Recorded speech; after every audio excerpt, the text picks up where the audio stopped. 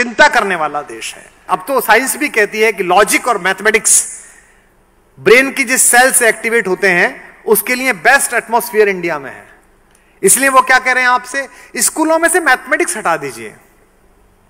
मैं एक सूचना आपको और दे दूं चलते चलते, अभी मैंने पहली क्लास से लेके 8वीं क्लास तक की हिंदी की किताब लिखी, तो कुछ ज्ञानियों ने मुझे कहा कि आपने 8 किताबें लिखी, इतनी मेहनत करी क्यों की? इससे तो आप कोई और किताब लिखते, रॉयल्टी में 5 करोड़ 10 करोड़ रुपए मिलते, इसमें तो कुछ मिलेगा नहीं, स्कूलों में भेजेंगे इनको।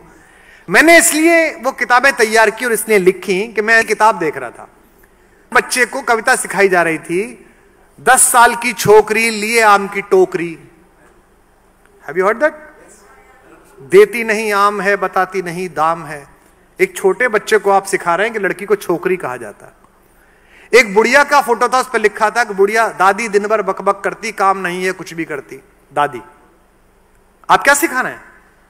फिर उसके बच्चे भी इस दिन आपके लिए कहेंगे कि दादी दिन भर बकबक करती, फिर आप कहेंगे बच्चों को कुछ सिखाया नहीं है, क्योंकि आत्मा का इंटेक ही दूषित कर दिया।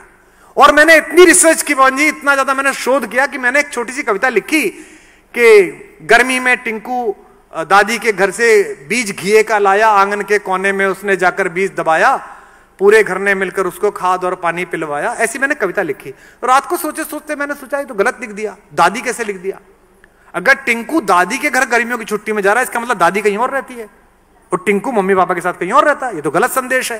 तो फिर मैंने उसको सही करवाया कि छुट्टी में नानी के घर से, क्योंकि नानी तो फिर भी मामा के साथ रह लेगी, दादी तो बाप के साथ रहनी चाहिए। अगर दादी बाप के साथ नहीं रहती फिर कैसा घर है?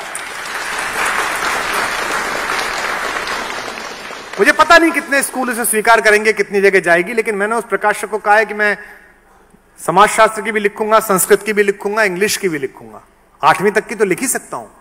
और उसमें विशेष रूप से मनोवैज्ञानिकों का परामर्श लिया कि क्या लिखा जाना चाहिए, क्या क्या इसमें चित्र बनने चाहिए, क्योंकि हमारे बचपन से ही हमारी जवानियां प्रभावित हैं और हमारी जवानियों से हमारे बुढ़ापे प्रभावित हैं।